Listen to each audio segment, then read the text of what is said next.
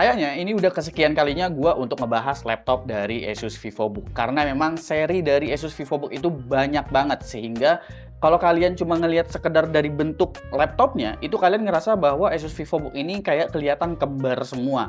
Kali ini gue kedatangan Asus VivoBook S14 OLED, yang mana ini juga isinya berbeda dengan VivoBook S14 OLED yang lainnya. Karena untuk yang satu ini, dia menggunakan AMD Ryzen AI 7 350 dan juga tentunya dengan layar OLED-nya.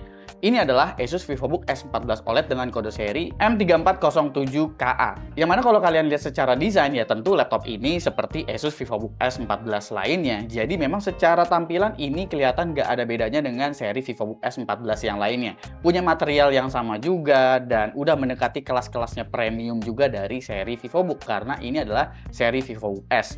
Karena ini adalah seri VivoBook S, tentu ini laptop juga memiliki dimensi yang sangat-sangat compact dan juga ringan. Tapi menariknya, laptop yang satu ini akan diberikan opsi upgrade apabila kalian ingin mengupgrade memorinya nanti, dan nanti gue bakalan kasih unjuk kira-kira apa aja yang bisa di-upgrade.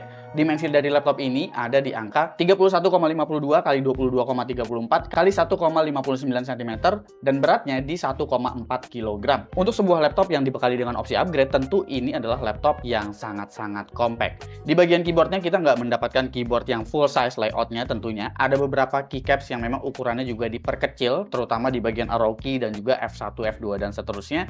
Tapi nggak masalah karena untuk bagian hurufnya itu juga ukurannya juga lumayan besar. Lalu untuk bagian touchpadnya dia lumayan lebar. Di sini dia nggak ada screen pad gitu, tapi untuk multimedia itu udah diberikan beberapa fitur gestur dari si Asus ya.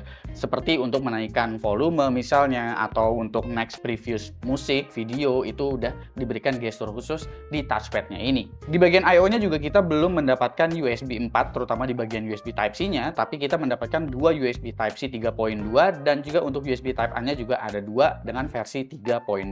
HDMI-nya udah 2.1, sehingga jika kalian mau pakai monitor beresolusi tinggi dengan high refresh rate itu juga udah bisa. Sayangnya belum ada card reader ya di laptop ini, padahal laptop ini dibekali dengan layar yang sangat-sangat bagus dengan panel OLED-nya, sehingga bakalan mendukung untuk kebutuhan desainer ataupun kebutuhan editor, karena untuk prosesor dari laptop ini sebetulnya udah sangat-sangat mumpuni untuk kebutuhan tersebut.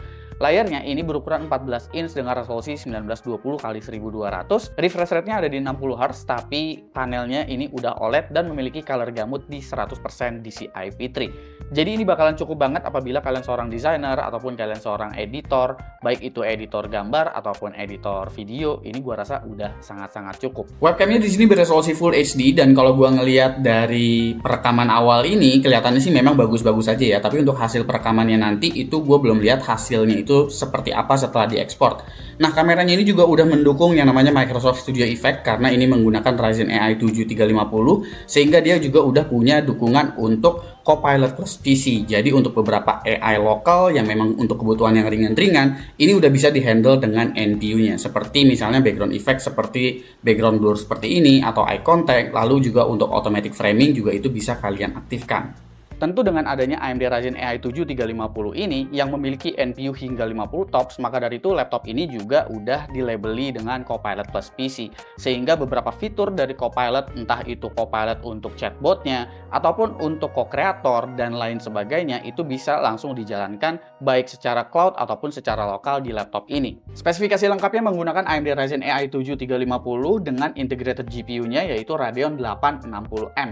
Ada Ryzen AI NPU hingga 50 TOPS, RAM-nya 16GB LPDDR5, NVMe PCIe Gen 4 SSD 1TB, Wi-Fi 6 dengan Bluetooth 5.4, Full HD webcam, include juga dengan Windows 11 plus Office Home Student. Meski laptop ini menggunakan RAM LPDDR5, tapi Asus masih membekali slot SODIMM di laptop ini meskipun hanya cuma satu ya. Jadi paling nggak kalian bisa mengupgrade RAM laptopnya itu hingga 32GB. Untuk slot SSD-nya sendiri itu cuma ada satu, jadi kalian cuma bisa ganti SSD bawaannya aja. Jadi ukuran yang sekompak ini masih ada satu slot SODIMM, ya masih lumayan lah. Buat utilities ada My Asus, yaitu untuk pengaturan-pengaturan profile performance misalnya, ada juga OLED Care di sini fiturnya untuk meminimalisir adanya burn-in pada panel OLED-nya, dan juga fitur-fitur AI bawaan dari Asus misalnya seperti AI noise cancelling, baik itu untuk mikrofon ataupun untuk speakernya. Lalu untuk fitur AI lainnya bawaan dari Asus itu ada di utilities lain, yaitu Story Cube. Jadi ini adalah fitur AI yang mana ini seperti galeri gitulah. Jadi ya galerinya kalian udah bisa langsung search aja melalui prompt dan nanti bakalan ketemu gambar yang kalian cari, kurang lebih seperti itu. Saat gue coba jalankan stress test menggunakan Cinebench R23, CPU temperatur dari laptop ini bakalan diberikan boost kurang lebih selama 1 atau 2 menit dan temperaturnya bakalan berjalan di sekitar 90-an derajat Celcius. Tapi setelahnya dia bakalan sustain ya, jadi nggak bakalan terus-terusan di 90 atau 95 derajat Celcius. Jadi itu skenario paling buruk banget apabila kalian melakukan 3D rendering sebetulnya, yang mana sebetulnya laptop seperti ini juga pastinya akan jarang sekali digunakan untuk 3D rendering terus-menerus. Dan kalau gua cek pada Cinebench R23, performance multicore-nya ini memang di set sangat-sangat kencang oleh si Asus ya, karena untuk kemampuan multicore-nya aja, untuk CPU 8 core 16 thread itu tembus di 15.000 lebih dengan single core di sekitar 1900-an. Yang berarti memang set performance-nya itu bakalan di set kencang banget. By the way, ini tesnya gue menggunakan mode performance ya. Kalau kalian menggunakan mode balance atau mode quiet, tentu performance-nya bakalan lebih turun, tapi temperaturnya juga jadi bakalan adem banget jalannya di laptop ini. Gue udah cukup sering ngebahas si AMD Ryzen AI 7 350 dan ini memang adalah prosesor yang cukup proper ya untuk dipakai content creation tipis-tipis. Misalnya untuk encoding video di CapCut, ya tentu kita udah bisa manfaatin encoder H264 ataupun H265-nya kalau di CapCut, tapi untuk AV1 masih jalan di CPU dan itu udah bisa berjalan dengan sangat cepat apabila kalian ekspor ke 1080p. Kalau kalian pakai DaVinci Resolve itu AV1-nya bisa dimanfaatin loh di laptop ini. Jadi kalau kalian ingin memanfaatkan AV1 dan kebetulan pakainya DaVinci Resolve, ini laptop bakalan jadi kelihatan kencang sekali. Gue juga ngetes untuk pengujian AI LLM menggunakan LM Studio dan di sini gue menggunakan model parameter 8 billion dari DeepSeek dan gue bisa mendapatkan angka 6 sampai dengan 7 token per second. Bukan angka yang sangat fantastis, tapi paling nggak kita udah bisa menjalankan chatbot lokal atau AI lokal LLM di laptop ini karena ya terbantu oleh si integrated GPU-nya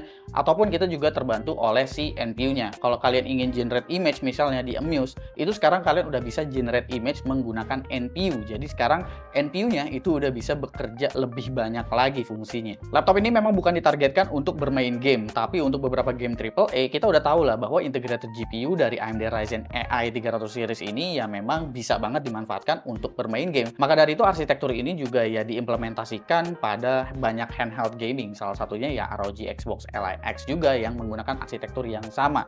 Nah, untuk laptop yang satu ini juga kalian bisa bermain game pada resolusi 720p ataupun 1080p upscale ya, beberapa game AAA tentunya dengan preset-preset yang memang disesuaikan. Paling banyak sih ya presetnya itu rata kiri, tapi nggak masalah, untuk sekedar iseng-iseng bermain game aja itu udah bisa.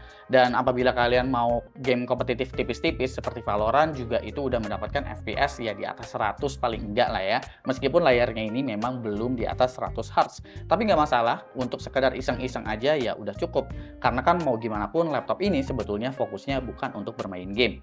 Dan terakhir ialah kemampuan SSD-nya. Ini kayaknya Asus sudah berbenah karena untuk kecepatan sekuensial dari SSD-nya ini sekarang bawaannya itu bukan lagi di 3,5 GB per second, tapi sekarang udah di 6 sampai dengan 7 GB per second, baik itu kecepatan tulis ataupun kecepatan bacanya.